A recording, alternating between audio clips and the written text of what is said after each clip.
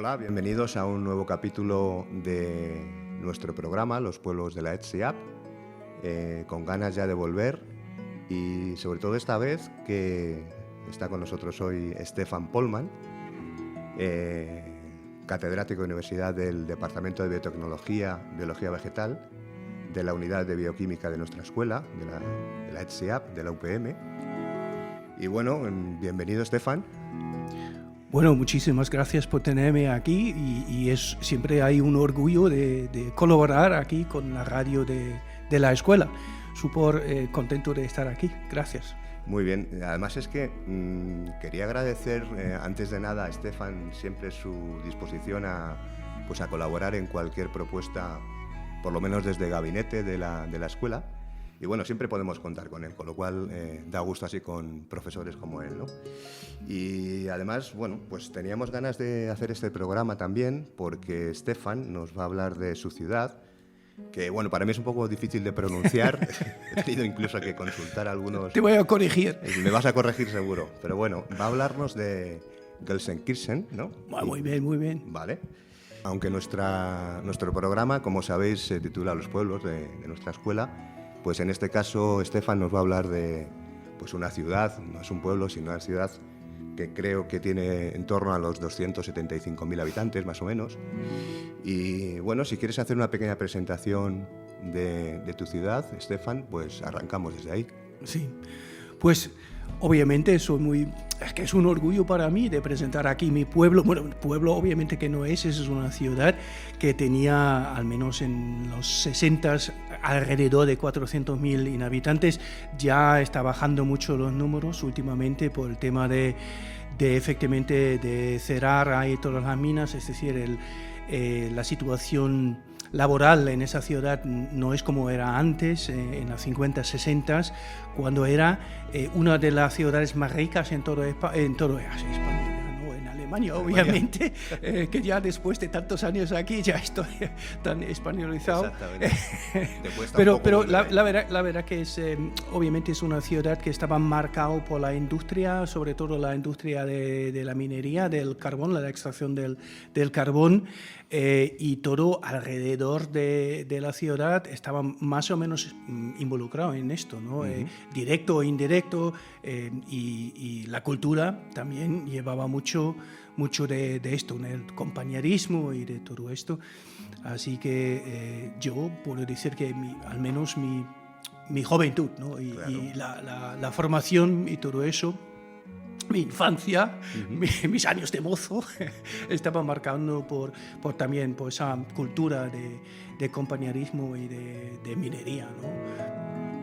Bueno, como presentación estupendamente, ya que ha aludido Stefan al tema de la minería, me ha recordado también que la ciudad acoge a un equipo de fútbol. Vamos a empezar a hablar de esto porque nos gusta hablar un poco de fútbol, ¿no? Por supuesto. Y bueno, la ciudad aquí acoge a un equipo de fútbol en la Bundesliga, la primera división alemana. Ya en segunda, lamentablemente. Bueno, el equipo, ¿no? Sí. Vale. Sí, por eso comentábamos que en esta ciudad pues está el Schalke 04. Sí. Y bueno, a colación viene porque Raúl González Blanco, pues una leyenda, ¿no?, del Real Madrid, estuvo creo que 2 años en el Schalke. Sí. Y bueno, siempre él ha hablado muy bien de la ciudad, de su experiencia en Alemania, y creo que él también dejó una buena impronta allí. Y bueno, recuerdo que en la prensa deportiva madrileña y en general en la prensa nacional se hablaba, creo que del equipo minero, ¿no?, del Schalke. Efectivamente, es alucinante. Es que yo tenía un bono bueno, sigo teniendo un bono para Schalke 04 y justamente cuando yo me mudé hacia Madrid vino Raúl. Así que tenía que volver a ver a Raúl jugar para mi equipo, ¿no? Claro. Y me fui a ver un partido con Raúl en directo en el... bueno, nosotros como aficionados decimos en el templo, ¿no? Llamamos el estadio y llamamos templo. Y efectivamente el equipo se llama Mineros y eso también obviamente hace hace como un vínculo con la cultura ahí. Y si os pensáis, el túnel, ¿no?, donde entran los jugadores al campo parece a una galería en una mina, así que es impresionante, lo han hecho muy bien y es bastante bien. Y hombre, cuando se ha unido Raúl al equipo en 2010, ha sido un éxito total. Se ha hecho el, digamos, no sé, era la superestrella del equipo, aterrizaba súper bien en el equipo y claro, ha dejado huella, sigue siendo con su apodo de El Señor. ¿El Señor le sí, llaman el allí? Señor Raúl. Muy bien. Y está en los corazones de todos los aficionados del equipo y le están celebrando constantemente y siguen celebrando a Raúl. Es decir, hace poco había como algún evento y han invitado a Raúl también y sigue en los corazones. Claro que sí, tiene muy buena relación con ellos y bueno, el equipo señor, para un equipo señor que dicen, ¿no?, el Real Madrid. Sí, por su estilo de jugar fútbol, ¿no? Porque ha jugado limpio, ha marcado goles que nunca han visto en la Bundesliga, ¿no?, unas cucharas y todo eso, y ahí ha dejado una impresión de llegar de otro planeta, ¿no?, de los galácticos. Sí, es verdad que él jugaba y tenía una educación también en el campo, ¿verdad? Sí. Y bueno, pues sí, un señor, ¿no? Bueno, mis amigos del Atleti me van a machacar por lo que digo, pero es verdad, ¿no? Yo soy muy atlético, pero hay que reconocer que Raúl pues era una persona muy educada en el campo, ¿no? Y, totalmente. Bueno, pues nada, este apunte futbolero que yo creo que le puede gustar a parte de nuestra audiencia, ¿no?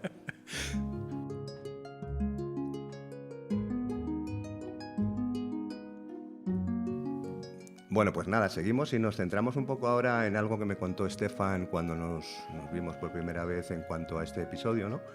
Y bueno, me contaba su relación con España. Pues bueno, hay que remontarse un poco a su familia política, que viene de Jaén, y bueno, pues ellos marcharon allí a tu ciudad para bueno, ganarse un futuro allí, ¿no? Efectivamente. Bueno, ya sabéis, en la época de los 50, 60 aquí en España la situación económica estaba bastante preocupante y muchas personas, españoles, casi 1 millón, se han ido a otros países para trabajar, ¿no? Y como unos 40% de esas personas se han ido a Alemania a trabajar, otros a Francia, Suiza y tal. Y hombre, esa familia era justamente, eran mis suegros, ¿no? Y conocí a mi mujer en el instituto. Y entraba por ahí en esa, digamos, familia política española y Exacto. Tenía el vínculo con España. Y claro, cuando se han jubilado los padres de mi señora, vino el momento de pensar en qué hacemos, ¿no? ¿Qué pasa? Porque todos sus amigos ya han devuelto a España a vivir en Málaga, a vivir en Granada, a vivir en otros sitios. Y se quedaban solos. Y al final yo he visto la oferta de una plaza fija en el CBGP, estamos pensando, venga, va, tiramos adelante y a lo mejor 2 años, 3 años aquí para acompañar a mis suegros, para que se puedan reincorporar en la vida española. Bueno, de los 2-3 años planeados ya se han hecho 12-13, así que a lo mejor me voy a quedar. Bueno, a lo mejor la verdad que ha salido muy bien la cosa de momento, sí, ¿no? Sí, me ha salido muy bien. Vale, bueno, estamos familiarizados con el término CBGP, si no te importa explicar un poco para las personas que, bueno, no lo conozcan. Sí. Hombre, yo en principio me he incorporado en el Centro de Biotecnología y Genómica de Plantas, que es un centro de investigación asociado con la Escuela de Agrónomos aquí. Y después de tomar la posición ahí como profesor contratado doctor I3, también pedí como incorporación a la escuela, es decir, un año después también me hice profesor de la escuela. Ya tengo doble afiliación, así que estoy trabajando en ese centro de investigación como uno de los investigadores principales con mi propio grupo de trabajo, y al otro lado doy clase aquí en la escuela en la unidad de bioquímica. Vale, perfecto. Muy bien, pues nada, seguimos con un poco los temas referentes a tu ciudad. Y bueno, me contabas también que en cuanto a las personas que llegaban a Alemania para trabajar, concretamente a tu ciudad, pues bueno, incluso había gente de otros países, ¿no? Como Italia, y me recordabas que incluso tu mejor amigo es italiano, ¿verdad? Y bueno, se formaba ahí una serie de vínculos entre varios países, pues lo que es la cultura y los vínculos entre vosotros, ¿no? Sí. Imaginar la situación, ¿no? La industria de la minería ha empezado como en 1880, cuando empezaron con las primeras minas, habiendo los primeros pozos profundos, y siempre había más trabajo que trabajadores, obreros, ¿vale? Y mineros. Así que siempre han mandado gente a agentes a sitios lejanos para reclutar a gente. Y en principio, antes hoy Polonia, ¿no? Zonas ahí, vinieron mucha gente de esas zonas, ¿no? De Prusia Oriente y otros sitios, y luego, obviamente, cuando hay toda esa región estaba arrasada, también han mandado gente a Italia, Grecia, España y Turquía, obviamente, también, ¿no? Que ha hecho eso, que resulta en digamos, una mezcla cultural tremenda, ¿no? Hoy solamente en Gelsenkirchen viven personas de por encima de 100 países diferentes, ¿no? Y eso también provoca un enriquecimiento de lo que es la cultura, ¿no? La cocina y todo esto.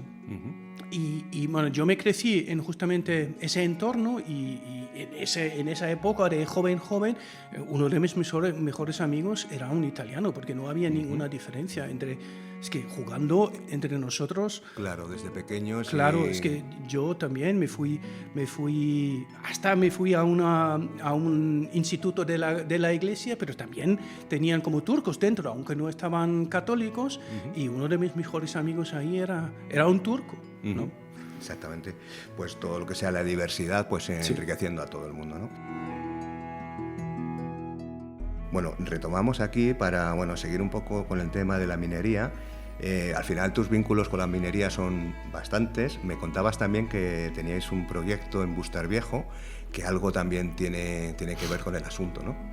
Mi vínculo personal con la minería no es tan grande porque soy académico, sí, pero mi abuelo, después de la guerra, le han forzado a trabajar en la mina, sí, para más o menos pagar las deudas de la guerra, ¿no? Ya sabéis que los alemanes han pedido la guerra, que está bien, y ahora que todas esas deudas causadas por la guerra tenían que pagar, y mi abuelo era en Inglaterra, en prisión, y le han dicho que puedes volver a tu país, pero tienes que trabajar en la mina. Así que era mi vínculo directo, y después hay mucha gente con la cual estaba jugando a fútbol americano y a otros deportes que sí estaban trabajando en minas, así que tenía un vínculo medio directo, y también me bajé a un pozo profundo solamente para verlo.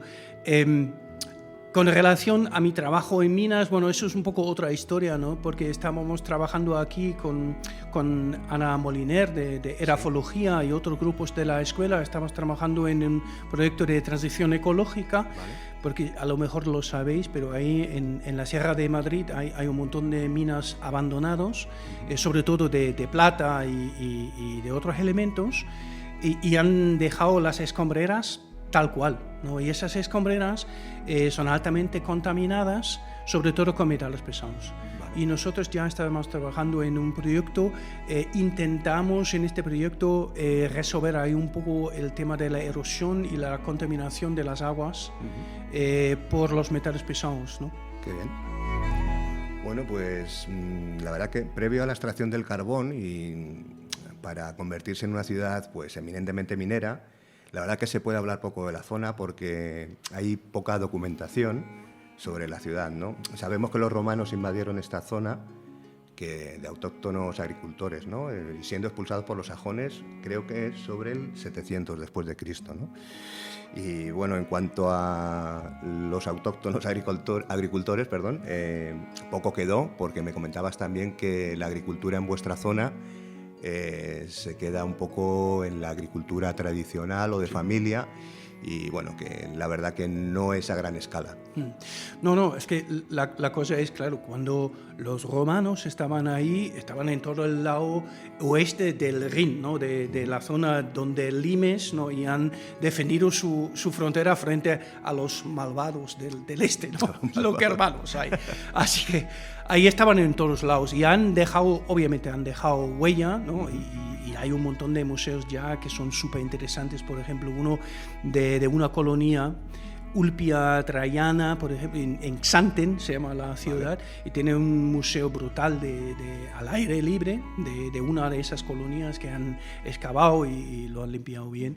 Es definitivamente sería como una meta, ¿no? para visitar.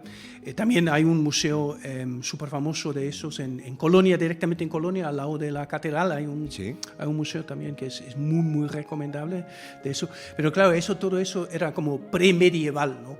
Y después, en esa época muy oculta y de la zona medieval, bueno, habían como un par de aldeas y poco más, ¿no? Es que cada uno ha hecho ahí su cosita, muy poco, y yo creo que las primeras, digamos, nombramientos de Gelsenkirchen en esa época era más o menos en 1200 por ahí, pero eran aldeas pequeñitas que se marcaban solamente porque tener una iglesia, ¿no? Kirchen hace referencia a iglesia, vale. Así que era solamente un sitio dentro de un campo donde había una iglesia y la gente se fueron a rezar. Y lo que era digamos, la agricultura familiar, eso ahí me hizo más referencia a todos los trabajadores que han llegado en los años de 1880 a 1920, que vinieron del este, ¿no? Porque eran como los segundos, terceros hijos de agricultores, y claro, tenían esa tradición familiar de tener una huerta, de tener campos, claro, pero por ser segundo o tercer hijo no tenían derecho, ¿no? de herencia. Así que donde vivían siempre estaban buscando a un hueco pequeñito para tener su mini huerta. Vale. Y cuando han empezado a construir colonias, es decir, casitas para los trabajadores, los mineros, siempre cada casita llevaba un mini terreno de huerta. Así cada uno tenía al menos espacio para tener a lo mejor un cerdo o gallinas o conejos y un poco de verde, ¿no? Para comer. Vale, una cosa un poco en plan familiar. Familia, huertas, sí. Me comentabas que había, aunque no ha sido una gran producción en la zona, pero sí que había una gran diversidad de cultivo, ¿no? Sí. Trigo, maíz, me parece que colza y patata también, ¿no? Sí. Alrededor de las ciudades grandes, tú sales y justamente si pasas por la frontera de la ciudad, entras directamente en los campos. Claro, para alimentar a tanta gente trabajando necesitas también la agricultura. Es que si no, no hay cultura. Claro. ¿No? Por eso agricultura es que hace referencia también a la cultura. Hoy en día sigue siendo así, ¿no? Es que sales ahí y ves a campos de trigo, a campos de maíz, también fresa. Fresa también, patatas, muchas cositas. Tengo curiosidad, antes nevaba mucho más en Alemania, como bueno, en muchos... Sí, en esa zona habían, bueno, siempre, en el pasado siempre ha sido más fuerte todo, ¿no? Sí. Pero... Me refiero más en tu niñez. ¿Cómo comparas la nieve que caía en su momento allí con la que pueda caer ahora? Es muy, muy subjetivo, ¿no? Y yo recuerdo a años en cual teníamos como 1,5 metros de nieve, 2 semanas por ahí. Hoy no sucede. Ya no tenemos esas nevadas como la Filomena, ¿no? Porque nosotros hemos tenido una Filomena todos los años. Pero yo en los últimos como 15 años no recuerdo que ha caído algo tan gordo ahí en esa zona. La temperatura también es bastante comparable a lo que son los inviernos aquí, un poco más frío, a lo mejor menos 15 por ahí, ¿no? Por la noche, en vez de menos 5 aquí en Madrid, menos 8. Pero mucha nevada tampoco tenemos. Hay un año clave o una fecha clave en la historia de Gelsenkirchen, que es el año 1840.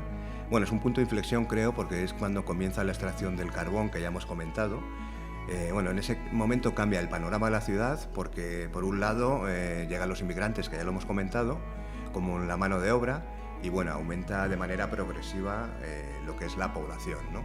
Comentábamos también al principio que la población de tu ciudad está en torno a 275.000 habitantes. Bueno, yo haciendo un poco un cálculo a nivel espacial he visto que es aproximadamente como un sexto de lo que sería el espacio que ocupa Madrid capital, ¿no? O sea, digamos que es como 6 veces menos, ¿no?, que lo que es el espacio que ocupa Madrid capital.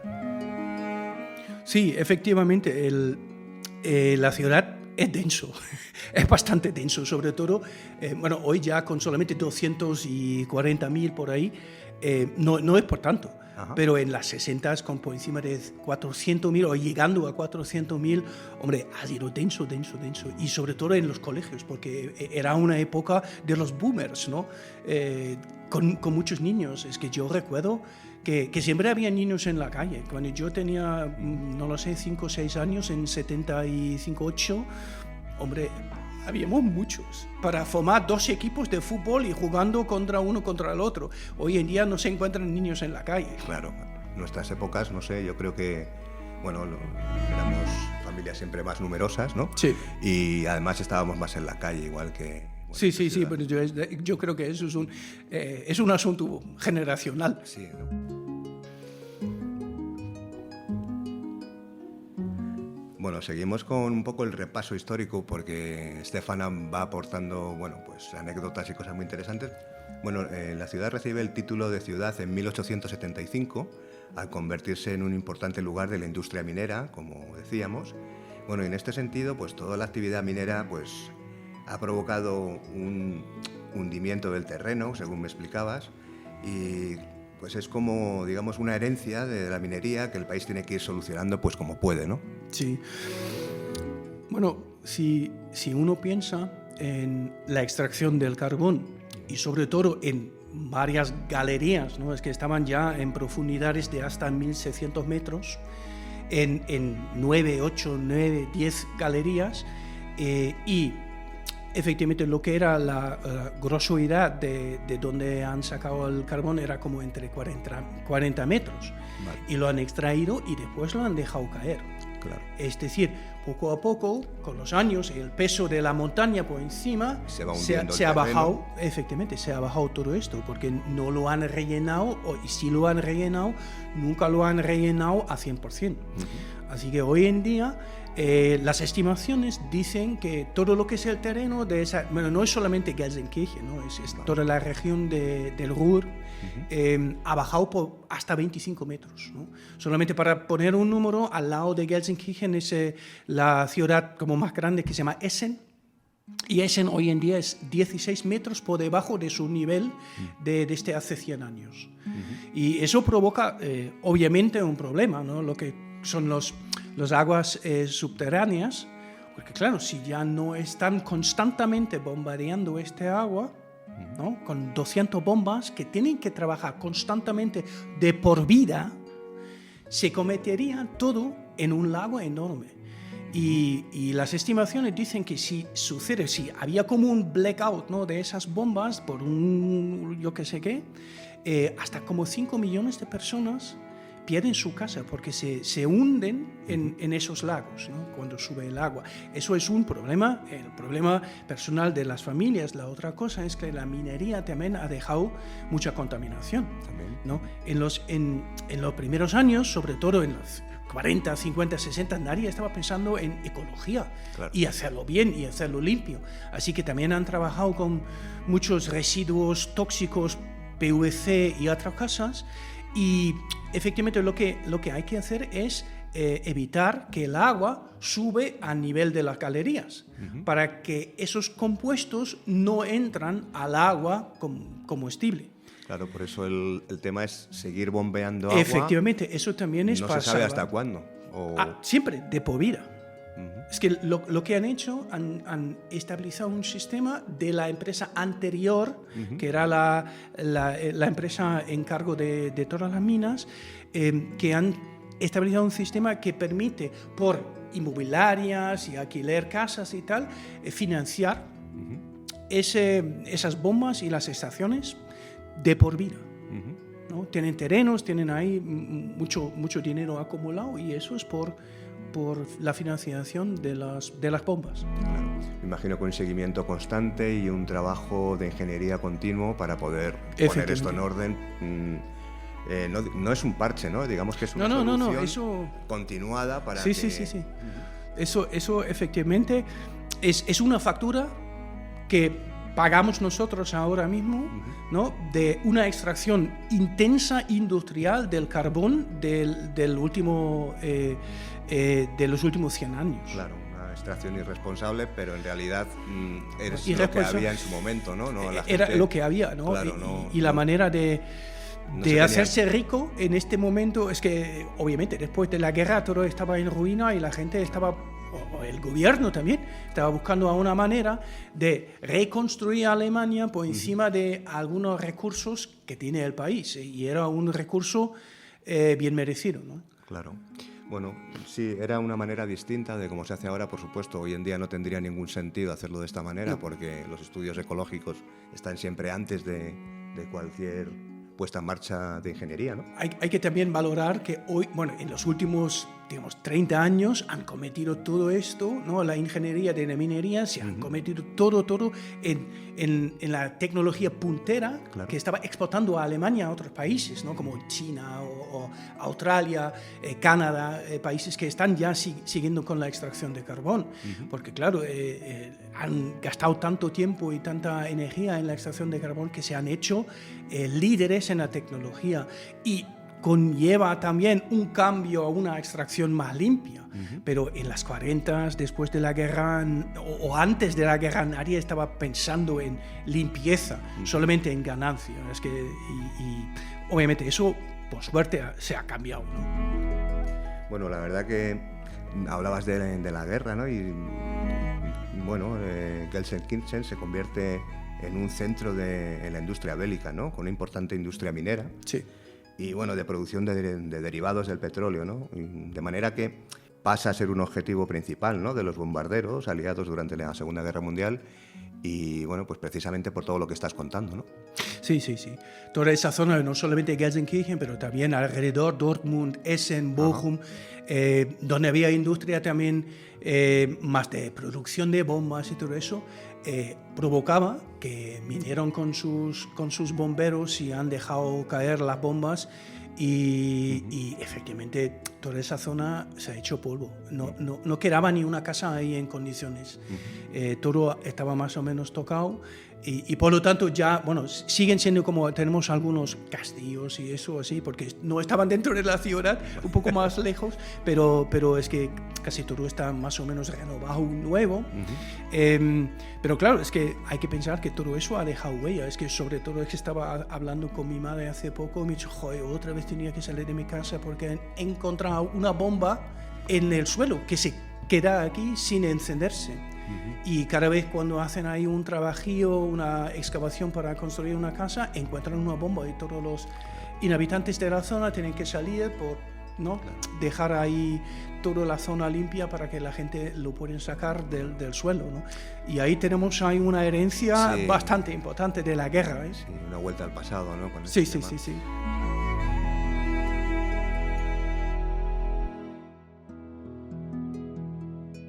Bueno, estábamos hablando de la guerra, ¿no? Y también, bueno, pues hay que decir que en 1938, en los disturbios antisemitas, pues 2 sinagogas de la ciudad se destruyeron, ¿no?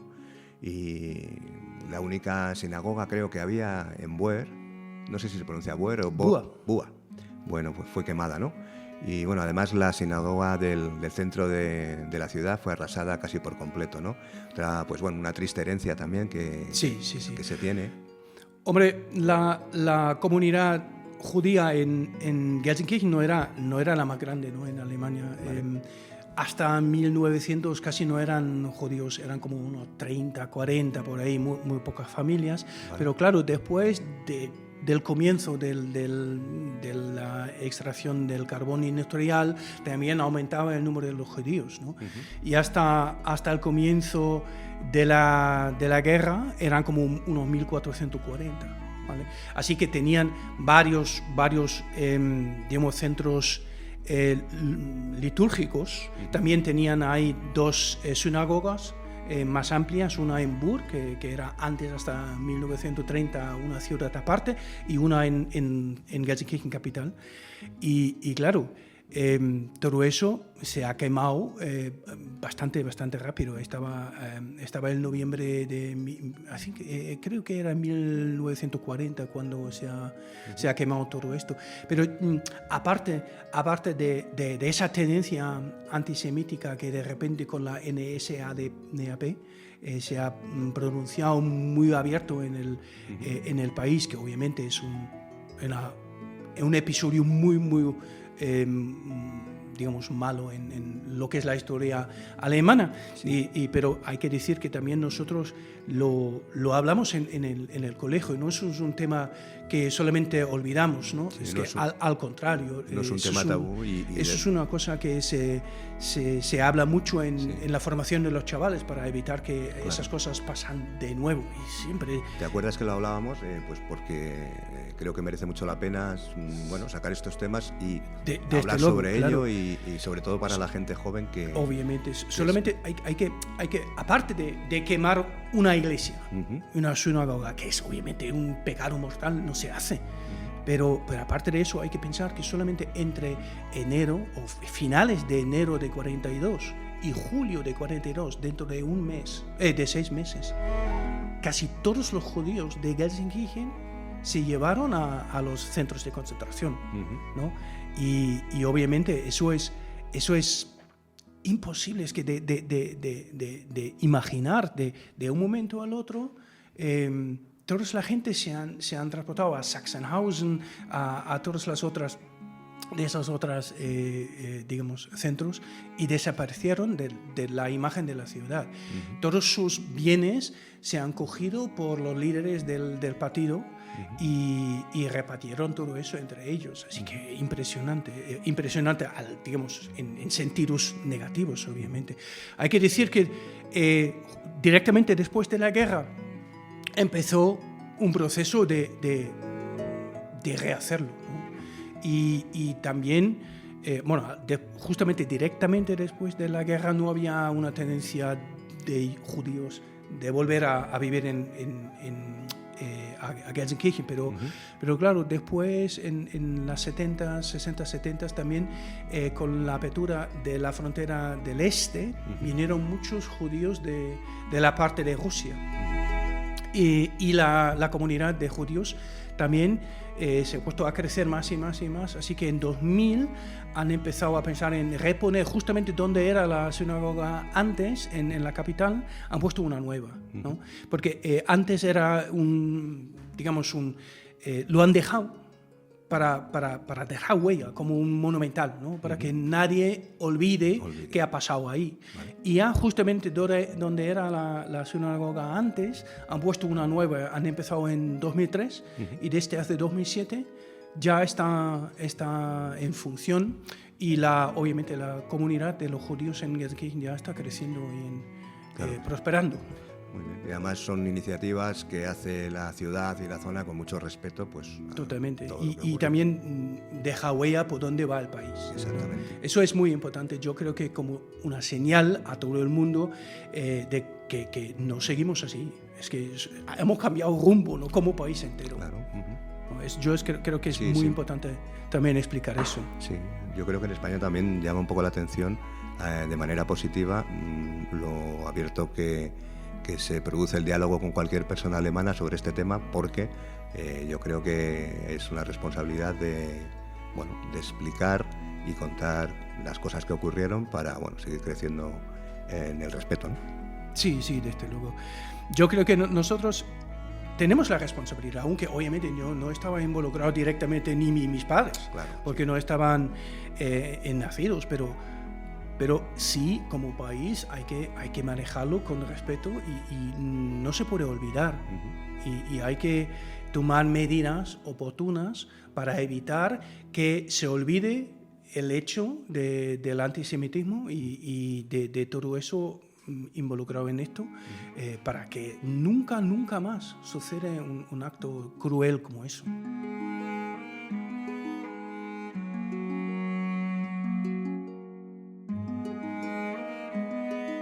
Bueno, Estefan, la verdad que se me ha pasado cortísimo, ¿no? Estoy aquí con mi ordenador, mis aparatos grabando y veo que ha pasado el tiempo, pero se nos ha pasado bien rápido esta conversación.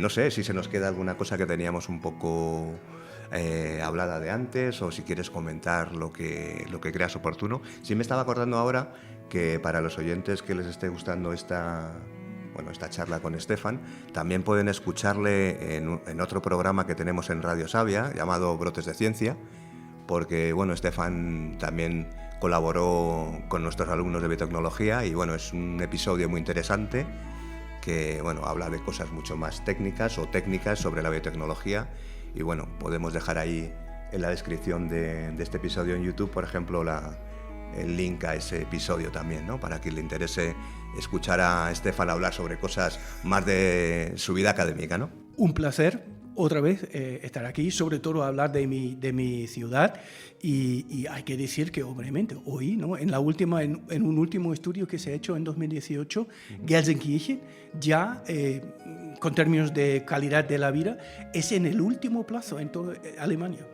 Así que espero que esa situación se va a cambiar al mejor en los próximos años, pero refleja también, ¿no?, como alguna cosa que ha funcionado tan bien en la ciudad más rica en las 50, 60 se cometió solamente por pérdida de trabajo ya a la ciudad como con menos calidad de vida en toda Alemania.